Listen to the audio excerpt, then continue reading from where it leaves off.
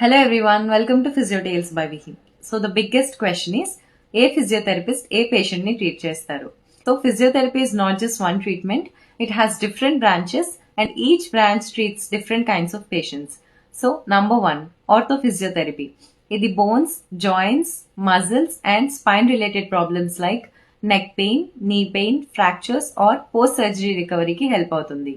Number 2, న్యూరోఫిజియోథెరపీ.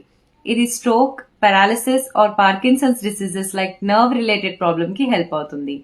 Number 3, cardiorespiratory physiotherapy. ఇది breathing problems, lung related conditions and heart surgery అయిన తర్వాత or ICU patients కి help అవుతుంది. Number 4, paediatric physiotherapy.